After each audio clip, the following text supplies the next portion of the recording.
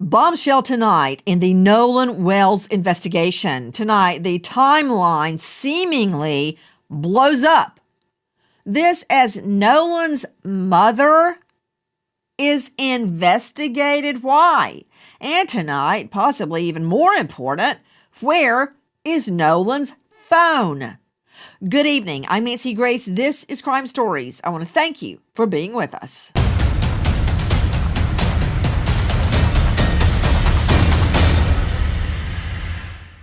We want the truth about what happened to Nolan Wells. A Bertram boat was seen leaving shortly afterward at a high rate of speed. Pretty certain Nolan Wells was part of a group that was, quote, almost fighting around 5 p.m. I'm on the side of finding out why everybody got back to the mainland except Nolan Wells. I don't think they've cooperated at all. They do not have Nolan's phone. They haven't had access to Nolan's phone. The Jackson County Sheriff's Department hasn't. So how can you say that there's text missing or there's photographs missing? Our boys had no reason to do anything with Nolan's phone other than give it back to Christine and her friends later that night. So anything about missing text messages or Snapchats is completely false. Big question. That is Tyler Cox representing the so-called friends of Nolan on Horn Island. And if he's claiming that no one see the phone, how does he know that something's not missing? So that's a double-edged sword, isn't it? Let's hear that one more time from our friend Dan Abrams. I don't think they've cooperated at all. They do not have Nolan's phone. They haven't had access to Nolan's phone. The Jackson County Sheriff's Department hasn't. So how can you say that there's text missing or there's photographs missing? Our boys had no reason to do anything with Nolan's phone other than give it back to Christine and her friends later that night. So anything about missing text messages or Snapchats is completely false. That's a veteran trial lawyer. That is Tyler Cox. He's representing the young men that were on the boat that took Nolan to Horn Island and came back without Nolan, according to them. Joining me in all-star panel, I'm not saying Cox is right or wrong, but what I am saying out to Brandon Tatum. Tatum, former police officer, Tucson, star of The Officer Tatum on YouTube. He has interviewed Nolan's acquaintances that were on the boat that day. Officer Tatum, thank you for being with us. Let me talk about this one moment. We've got so much to get to. I'm going to try to be brief. Tyler Cox stating, I don't think they cooperated at all. I think he's talking about Nolan's family. They, I guess the sheriff's office, haven't had access to Nolan's phone. Well, can't they subpoena that? It's called a subpoena ducis tecum. You're familiar with those. You've testified in court. A subpoena ducis tecum is, we hear about subpoenas for testimony. I've been subpoenaed. Yes, go to court and tell the truth. A subpoena ducis tecum is for an item, an object, a document. The sheriff can give out a subpoena ducis tecum or get a warrant for an object. So, you don't have it? Fine, get it. Next. So how can you say I'm quoting, how can you say there's no text message or photo, as a text message or photos missing? Our boys had no reason to do anything with Nolan's phone other than give it back. So seeing anything about missing texts or Snapchats completely false. Well, according to the mom, Officer Tatum, she says that there was nothing sent out while Nolan was at Horn Island, which she found very odd. I have no reason to disbelieve her. So how can you say there were missing or there weren't missing? I don't think you can say it either way. Why don't they just get a search warrant and go get the phone? You know what? Forget all that. Officer Tatum, where is Nolan's phone? Do authorities have it? Well, from my understanding, authorities do not have it, and the family have not been cooperating with authorities to give the phone over. According to the testimony or written statement from the lawyer that represents the family, the Nolan Wells family, he had made mention that he's prepared to cooperate, but they have not cooperated yet. The Mississippi Department of Marine Resources released the audio. A young male caller tells a private tow dispatcher their bilge pump failed. "Can y'all please come?" he says. "We're going down." The dispatcher asks if everyone is on board. Yeah, everyone is on board," the caller replies. 7 people. Yet, at that exact moment, according to the official timeline, Nolan Wells was not on that boat. He was on an island. And that is the first lie. Spoken calmly, recorded, and filed away. That call is the exhibit. The irony explosion comes when you realize that everyone was a convenient word covering a gap in a story that has now, with a new leak, become a canyon. Here is the visual anchor. But the real story, picture a life raft. It's packed with people, all of them looking toward a sinking ship. But when you look at the water, there is only one person in the water. The rest are on the life raft. Yet everyone insists they were in the water together. That's this case. A photograph of a crowded scene where, somehow, only... Saying, but now we're getting to another topic. I hear you. But Tatum, the boat. Has the boat been searched by cadaver dogs and scent dogs? The boat, from my understanding, has not been searched, and the cadaver dogs were made available for Benjamin Crump to utilize them to do a search on the boat. They refused. No. Crump is not supposed to use the dogs. There is no reason to search everything on Crump. Listen, Nancy, there's no reason if there's not any evidence of a murder, there's no reason for them to use the cadaver dog. That's how this works. True. There's none of these individuals they do not have any expectation that there was any murder that occurred. It's just other people are putting that out to the world. The police department is not investigating the murder. These boys are not suspects. I agree they're not suspects. They're not persons of interest. They're not suspects. They haven't been charged. But to believe after interviewing 60 people that he was ever on the boat. The search of the Triton, the Triton. It's not his boat. Ordering it. He's not ordering it. The cadaver dogs were made available if he wanted to. No. They made themselves, availed themselves to him and said, "Would you like us to search the boat for you?" You just said that about Nolan Wells' mom. Now you said, I almost hate to do this to you. Almost. Tatum, you just said when Crump says we're available and ready, you meant, well, that's no, they haven't handed over the boat. But now you're saying the friends say our boat's available and ready, and I'm not going to tear you a new one because the law enforcement is the one that needs to go and search the boat. Nancy, it ain't rocket science. The people who had the people who had questions about left behind. But the real story, before we go deeper into what the documents actually show, make sure you're subscribed to Project Cold Case. Because we don't just cover the story, we follow the evidence. Subscribe now. Now, the new piece of evidence isn't a body or a confession. It's an enhanced recording. A sound engineer with 16 years of experience, Jeanette Brantley, took the raw sea tow call and cleaned it up using traditional techniques, avoiding AI to prevent contamination. She wasn't looking for a ghost. She was looking for the truth. But the real story, and what she isolated, is the kind of thing that makes this story a thriller, not just a news headline. In the background, amidst the panic of a sinking boat and a canceled too, voices can be heard, murmurs, and a single, damning question that reframes the entire narrative. Is he really dead? Oh my God! This is the ticking clock moment. Ask yourself this.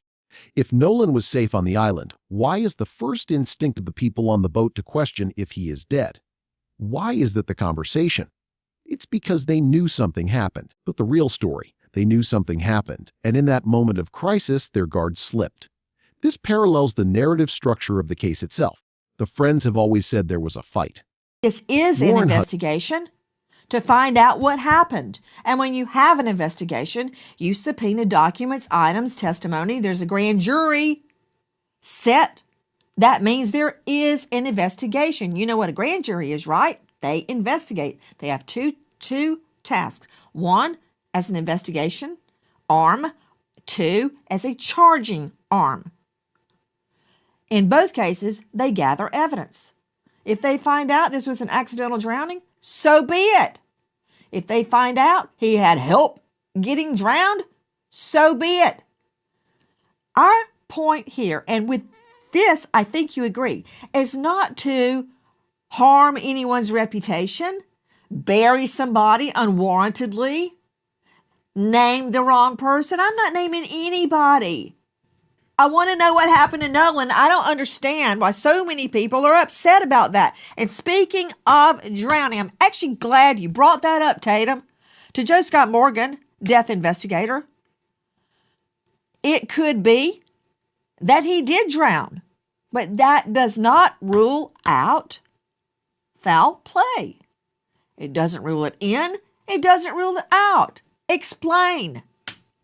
Yeah, you're correct. I mean, drowning, just so you understand, if somebody, say for instance, has a head injury, right, and they fall into a body of water, all right, that can lead to drowning, right? Because they might still be unconscious but capable of breathing. And of course, if you're in a water environment, you're going to be taking on water. I've worked cases where water has actually been weaponized as a means to take someone's life. But I've also worked, Nancy, a lot of cases involving a friend on the trip admits they left the island quickly because of a physical altercation and a sinking boat. He says Nolan chose to stay behind with a girl and refused to get on the boat. But here is the hard evidence against that story. The raw call transcript says the boat left at 4G31. According to the report, Warren claims he was begging Nolan to get on the boat at 40G30. 1 minute apart. That closeness isn't a coincidence, it's a smokescreen. Why? But the real story. Because while they are speeding away from a grandfather, the owner of the boat cancels the sea tow. He tells the dispatcher the kids figured it out. They didn't need help. They were safe. But if they were safe, why did they need to leave Nolan? Why was he alone on a beach with no cell phone? Why? But the real story, as the Wells family has pointed out, were messages on his Snapchat deleted. Why was his phone empty of evidence when they got it back? They didn't just leave him. They erased the digital proof of where he was. The gap between 3G100 p.m., the last confirmed sighting, and 4G31 p.m., the departure, is a black hole. But the new audio provides a map. It's a map of a conversation the public wasn't supposed to hear. But even with that audio, the official story is collapsing. But the independent autopsy commissioned by the family and performed by Dr. But the real story, Roger Mitchell listed the cause and manner of death determined. MLSconsumeraccess.org, APR for rates in the 5S start at 6.327% for well-qualified borrowers. Call 866-888-0344 for details about credit costs and terms. Go to http:// www.americanfinancing.net/Nancy. Average savings are based on borrowers who save over $199.99. And good luck. Joe Scott Morgan explained to Tatum why a voice stress analysis is not the same as a poly. It analyzes your voice. A poly does your heartbeat, your rhythm, your perspiration, your blood pressure, whether you're sweating, your eye blinking, the whole kit and caboodle. I can address why it's certainly not admissible. Either one of these are not admissible and in criminal court, okay? And that they Pause, have no right there. Hold on. Before you take one more step, are you a lawyer and nobody told me? Go ahead, get mad. I don't care. You're not a lawyer. Dubé, you are a lawyer. Dubé, isn't it true that if both parties stipulate ahead of time in a criminal case, which practically never happens, but if they do, that poly is allowed in court? If the judge deems it relevant, it still has to meet the relevance. So then, yes, don't go off on me. The answer is yes. We both know the law. It's a yes. It's a yes. Because key organs were missing, removed during the original state autopsy. Without those organs, but the real story, they couldn't prove he drowned. They couldn't prove anything. It was a dead end, but the audio keeps the case alive. It's proof that the friends aren't just bystanders, But the real story, they are participants. They were there and they were talking about Nolan as if he was already gone while the boat was taking on water, while they were saving themselves. But they knew something. They knew something, and they are trying to outrun it. But here is where the story gets even darker. The Friends lawyer, Russell Latino, has dismissed the enhanced audio as a doctored transcript and a psychological game. He claims it's a manipulation. He is trying to create a fog of war. But the real story, he wants you to think this is about sound quality, not substance. But he has a problem. The sound engineer didn't use AI to create the words. She used filters to reveal the ones already buried in the noise. She clarified the background chaos. The hard evidence is that the call exists. The hard evidence is that a grandfather canceled a rescue for a sinking boat. The hard evidence is that a mother found her son's phone had been wiped. And now, but the real story, the hard evidence is that the Friends' story about what they knew, and when they knew it has just been blown apart. There is a moral refrain that cuts through this fog. The story they tell doesn't add up. Their own words betray them. Listen to the call. The story they tell doesn't add up. They were panicking about a sinking boat, the real story, but they canceled the rescue. They were trying to save the boat, but they left their friend. The story they tell doesn't add up. And now, the final unanswered question. But the real story, the sound engineer Brantley has stated that no investigator has contacted her about her work. But the real story, she has isolated evidence that suggests the Friends were discussing Nolan's death while they were still on the water.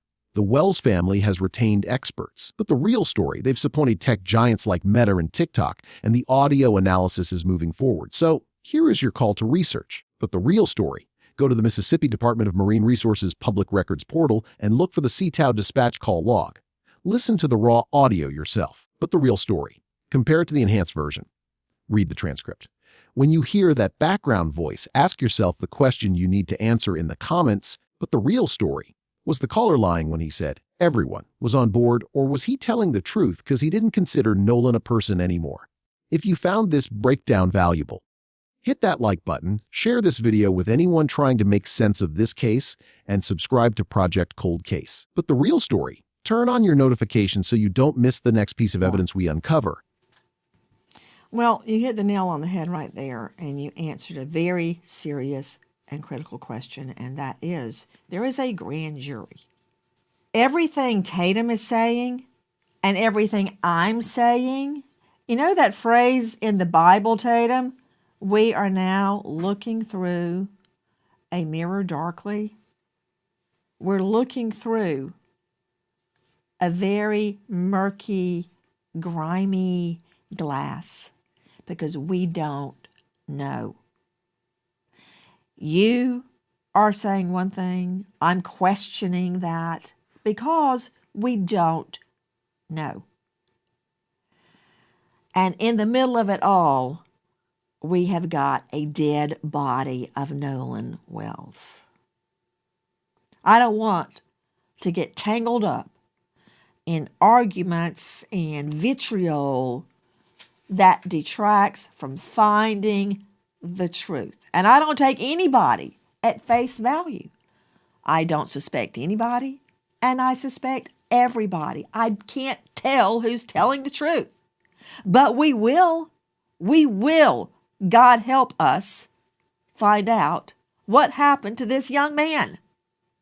If you know, or you think you know anything, please dial 228-769-3063. Tonight, we remember American hero Sergeant Kyle Robert McKee, U.S. Army, killed in the line of duty, leaving behind a beautiful wife turned widow, Lauren, and 3 children, Jackson, Canaan, and Ella. American hero Sergeant Kyle Robert McKee. Thank you to our guests, but especially to you for being with us tonight in our search for the truth of what happened to Nolan Wells. Nancy Gray signing off for tonight, but I'll see you tomorrow night. And until then, good night, friends.